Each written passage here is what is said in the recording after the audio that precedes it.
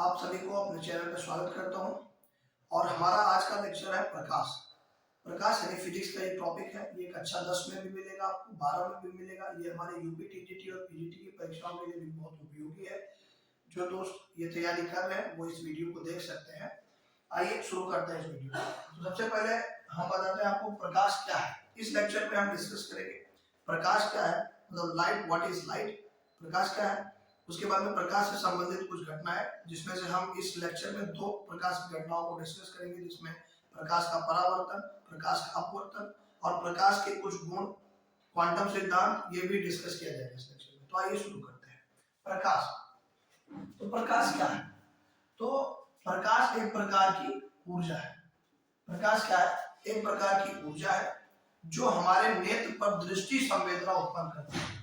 प्रकाश एक प्रकार की ऊर्जा है जो हमारे नेत्र पर दृष्टि संवेदना उत्पन्न करती है। हमारे नेत्र पर दृष्टि संवेदना उत्पन्न करती है। इसका क्या मतलब है कि प्रकाश एक प्रकार की ऐसी ऊर्जा है जो स्वयं तो दिखाई नहीं पड़ती है, लेकिन अगर प्रकाश ना हो तो कुछ दिखाई भी नहीं पड़ेगा। जैसे मान लीजिए कमरे में कोई चीज रखी है और अंधेरा है, तो उसको देखने के लिए सबसे पहले आपको कोई टॉर्च या मोमबत्ती या किसी लाइट की आवश्यकता होती है। अर्थात जो प्रकाश है इसको स्वयं तो देखा नहीं जा सकता है, परंतु अगर प्रकाश ना हो तो कुछ दिखाई भी नहीं पड़ेगा। यानी अगर हमें किसी वस्तु को देखना है तो प्रकाश आवश्यक है। अब प्रकाश विद्युत चुंबकीय तरंगों के रूप में चलता है। प्रकाश को चलने के लिए किसी भी माध्यम की कोई आवश्यकता नहीं होती है। माने प्रकाश को अगर जाना है तो ये निर्वात में भी चल सकता है। प्रकाश का एक गुण है कि ये प्रकाश निर्वात में भी चल सकता है और प्रकाश की चाल निर्वात में सबसे ज्यादा होती है, 3 × 10⁸ मीटर प्रति सेकंड। प्रकाश का जो वेग है सबसे ज्यादा होता है किसमें? निर्वात में। अगर किसी माध्यम की बात की जाए तो उस माध्यम में इस प्रकाश की चाल धीरे धीरे कम होती जाती है। जैसे जैसे सघन माध्यम की ओर जाते हैं प्रकाश की चाल में कमी आ जाती है, और जैसे जैसे हम विरल माध्यम की ओर जाते हैं प्रकाश की चाल में अधिकता होती है, और सबसे ज्यादा प्रकाश की चाल निर्वात में होती है। तो क्या बात पता चली कि प्रकाश क्या? प्रकाश एक प्रकार की ऊर्जा है जो हमारे नेत्र पर दृष्टि संवेदना उत्पन्न करती है। प्रकाश को चलने के लिए किसी माध्यम की कोई आवश्यकता नहीं होती है। प्रकाश निर्वात में भी चल सकता है। निर्वात में प्रकाश का वेग 3 × 10⁸ मीटर पर सेकंड होता है। इसे चलने के लिए किसी माध्यम की कोई जरूरत नहीं होती है। यह एक प्रकार की विद्युत चुंबकीय तरंग होती है। ये तो था प्रकाश का परिचय, इंट्रोडक्शन। ये प्रकाश क्या है? अब प्रकाश के गुण क्या है? तो प्रकाश के गुणों में ही जो भी हमने बात बताई है ये सब प्रकाश के गुण ही है। पहला, ये एक विद्युत चुंबकीय तरंग है। ये क्या है? एक विद्युत चुंबकीय तरंग। दूसरा, इसे चलने के लिए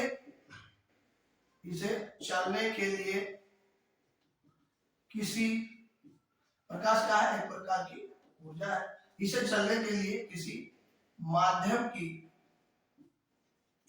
कोई आवश्यकता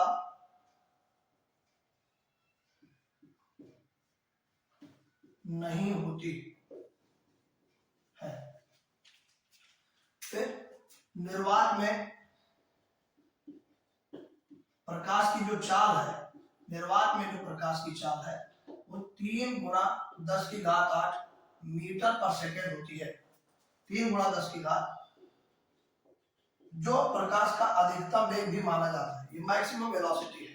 पेपर में आता है कभी कभी कि प्रकाश का अधिकतम वेग कितना होता है या अधिकतम चाल कितनी होती है। 3 × 10⁸ मीटर पर सेकंड होती है। निर्वात में सबसे ज्यादा होता है। इसे चलने के लिए किसी माध्यम की आवश्यकता नहीं होती, विद्युत चुंबकीय तरंग है। और इसकी एक खास बात क्या है कि प्रकाश स्वयं दिखाई नहीं पड़ता है, परंतु इसकी सहायता से हमें वस्तुएं दिखाई पड़ती है। ये तो सब प्रकाश के गुण, इसका एक परिचय है। अब प्रकाश को कण माना जाए या प्रकाश को तरंग माना जाए, तो आइए इसके ऊपर भी चर्चा करते हैं। तो हम देखेंगे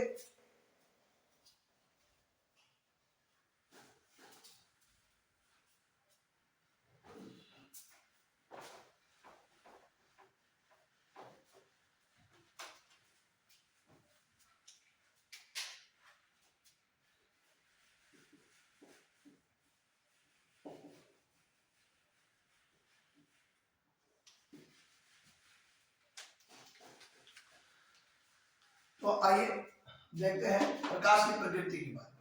तो प्रकाश में कैसे कैसे गुण होते हैं? तो प्रकाश में 2 प्रकार के गुण होते हैं। प्रकाश को कण भी माना जाता है, प्रकाश को तरंग भी माना जाता है। ऐसा माना जाता है कि जो प्रकाश है वो तरंगों के रूप में भी चल सकता है और कणों के रूप में भी चलता है। इन दोनों गुणों को इससे अलग नहीं किया जा सकता है। ये आगे के लेक्चर में हम आपसे डिस्कस करेंगे। प्रकाश विद्युत प्रभाव में आपको बताएंगे कि प्रकाश में दो प्रकृति कैसे पाई जाती है और कैसे कैसे इसकी व्याख्या करेंगे। आगे प्रकाश के लेक्चर्स में आगे डिस्कस भी किया जाएगा।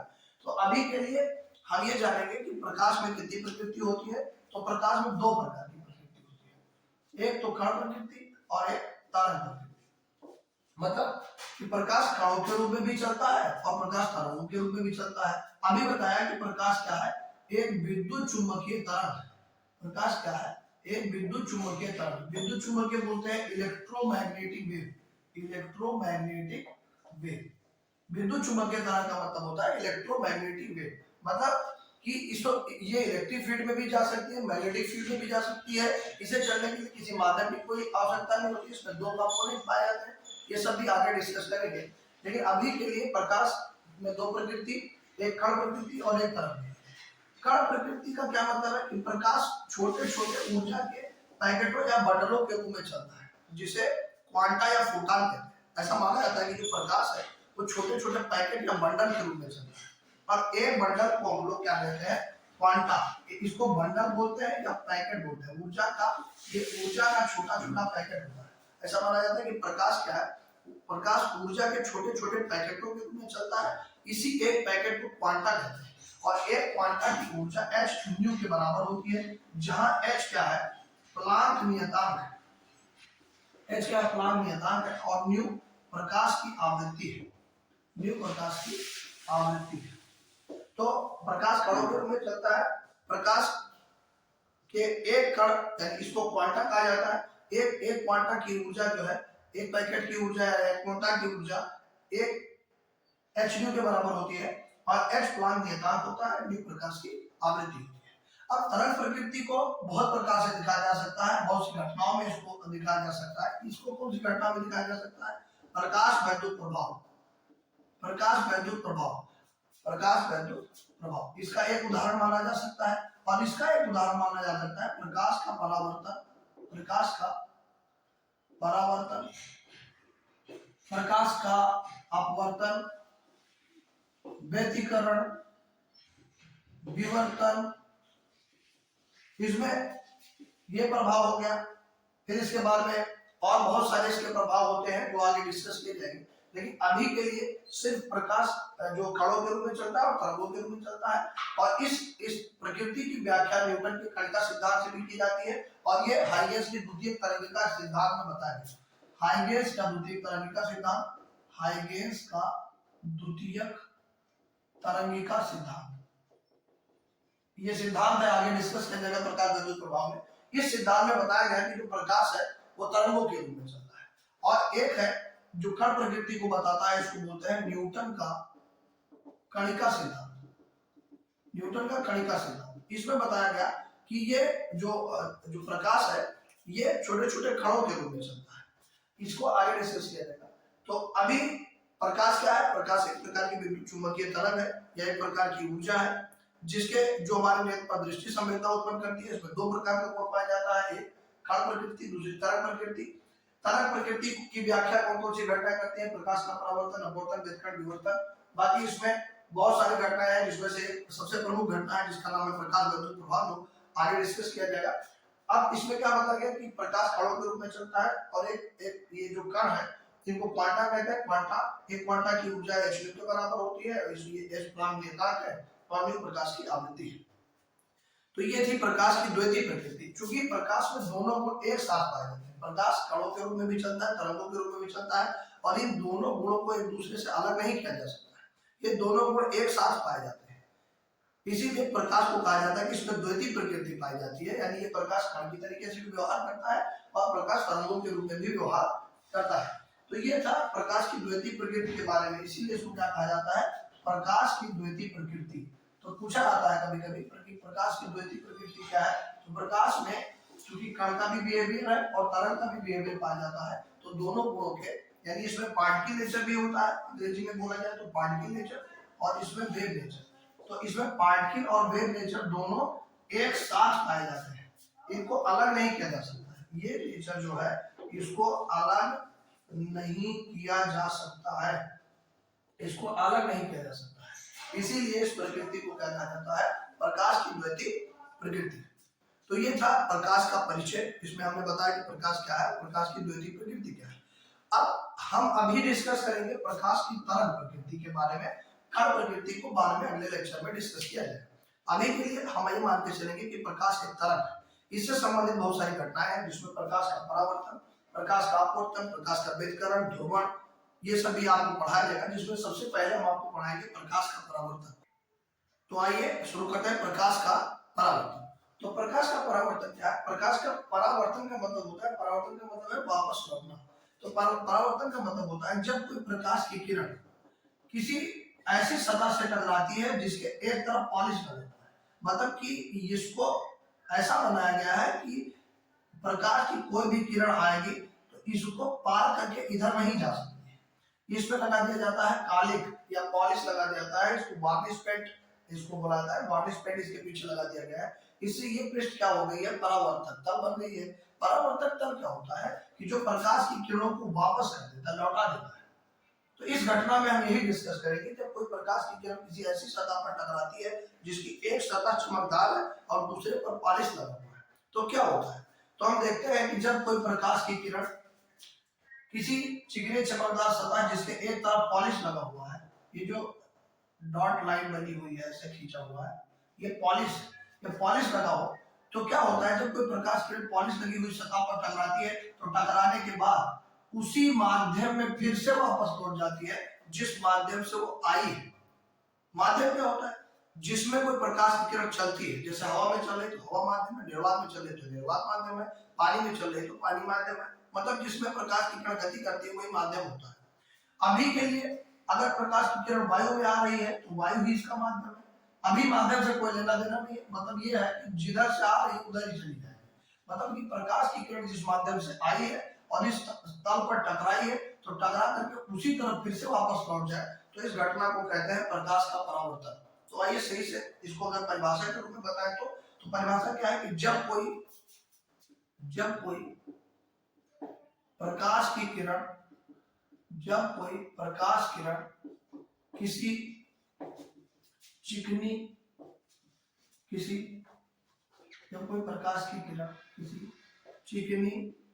चमकदार सतह, और ब्रैकेट में लिखेंगे जिसके एक तरफ पॉलिश हो पर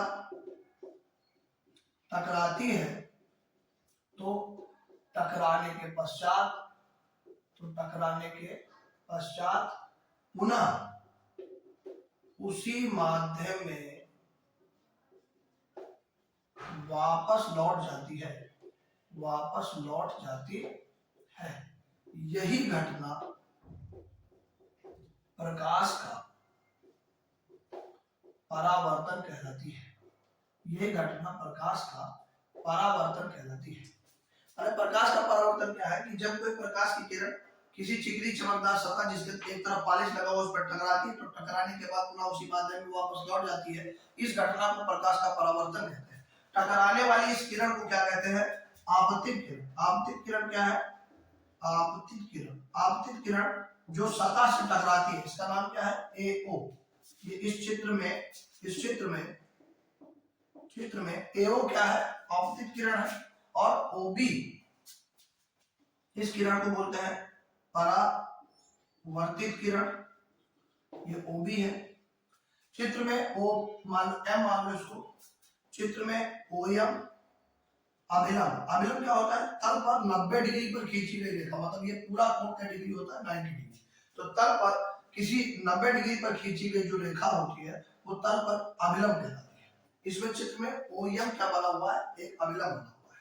चित्र में ये ओए आपतित किरण है। अब चूंकि ये आपतित किरण सतह से टकराती है और टकराने के बाद पुनः उसी माध्यम में लौट रही है, लेकिन इसका एक नियम होता है कि ये आपतित किरण, परावर्तित किरण और आपतन बिंदु पर अभिलंब तीनों एक ही तल में होंगे, एक ही प्लेन में होंगे, और इस आपतन कोण का मान, इसको बोलते हैं आपतन कोण। आपतन कोण का मान परावर्तन कोण के मान के बराबर होता है। इसमें एक चीज और लिख दे, वापस लौट जाती है, उतना ही कोण बनाते हुए जितने कोण पर ये गिरी है। माने कि अगर ये 30 डिग्री पे गिरी है तो 30 डिग्री से ही वापस हो जाएगी। मतलब ये है कि आपतन कोण आई का मान जो है परावर्तन कोण के मान के बराबर होता है। इसका दो नियम होता है परावर्तन के नियम, अभी डिस्कस करेंगे आगे। तो सबसे पहले ये समझ लीजिए चित्र में क्या है। चित्र में पी डैश एक परावर्तक तल है, चित्र में पी डैश परावर्तक तल है, ओ आपतन बिंदु है, ओ आपतन बिंदु है, वो आपतन बिंदु है, पी डैश परावर्तक तल है, और ओ ए प्रकाश की किरण है जो गिर रही है सतह पर, ओ बी जो प्रकाश की किरण है वो परावर्तित हो रही है सतह से, आई आपतन कोण है और आर परावर्तन कोण है, ओ एम अभिलंब है। तो इसको डेरिवेशन के रूप में लिखना होता तो लिखते कि जब कोई प्रकाश की किरण ओ ए किसी सतह पी डैश से बिंदु O पर टकराती है तो टकराने के पश्चात ये फिर से उसी माध्यम में उतना ही कोण बनाते हुए वापस लौट जाती है। मान लिया कि कोई भी प्रकाश की 30 डिग्री पर टकरा रही है तो 30 डिग्री पर ही वो वापस चली जाती है, यही परावर्तन का नियम होता है। तो अब परावर्तन के लिए क्या क्या जरूरत होता है, एक आपतित किरण होनी चाहिए, आपतित किरण ये स्वयं टकराएगी, टकराने के बाद परावर्तित हो जाएगी, और एक तल पर अभिलंब होना चाहिए ओएम, और पी डैश अभिलंब क्यों आवश्यक होता है, क्योंकि कोई भी कोण हम अभिलंब से ही नापेंगे। अभिलंब से ये किरण कितनी दूर है, अभिलंब से ये किरण कितनी दूर है, तो कितना एंगल बना रही है, वही कोण आपतन कोण और परावर्तन कोण कहलाता है। तो आई को क्या कहेंगे, कोण आई जो होगा इसको हम लोग कहेंगे अपवर्तन कोण, सॉरी आई को कहेंगे आपतन कोण, आपतन कोण, और कोण आर को कहेंगे परावर्तन कोण। अभी अपवर्तन आगे डिस्कस किया जाएगा, परावर्तन। तो ये थी इतनी बातें। तो इसको समराइज करते हैं कि प्रकाश का परावर्तन क्या होता है। प्रकाश का परावर्तन एक ऐसी घटना है जिसमें यदि कोई प्रकाश की किसी चिकनी चमकदार सतह पर जिसकी एक तरफ पॉलिश लगी हुई है टकराती है, टकराने के बाद वो पुनः उसी माध्यम में वापस लौट जाती है, इस घटना को प्रकाश का परावर्तन कहते हैं। चित्र में वो एक प्रकाश की आपतित किरण है, ओ बी परावर्तित किरण है, आई आपतन कोण है, आर परावर्तन कोण है, ओ एम अभिलंब है, और ओ आपतन बिंदु है, पी डैश परावर्तित तल है जिसके एक तरफ पॉलिश लगा हुआ है। ये घटना प्रकाश का अपवर्तन कहलाती है। अब अपवर्तन के कुछ परावर्तन के कुछ नियम भी होते हैं। तो परावर्तन के नियम को अगर देखा जाए तो इसका दो नियम होता है। ये क्या होता है, परावर्तन के नियम। तो परावर्तन के दो नियम होते हैं, इसके दो नियम होते हैं। परावर्तन के दो नियम होते हैं। सबसे पहला, ये जो आपतित किरण है और ये जो परावर्तित किरण है, मतलब आपतित किरण ये पहला नियम, आपतित किरण, परावर्तित किरण तथा आपतित किरण, परावर्तित किरण तथा आपतन बिंदु पर अभिलंब, आपतन बिंदु पर अभिलंब। मतलब आपतित किरण, परावर्तित किरण, आपतित किरण, परावर्तित किरण और आपतन बिंदु पर अभिलंब तीनों एक ही तल में होते हैं, तीनों एक ही तल में होते हैं। ये पहला नियम है।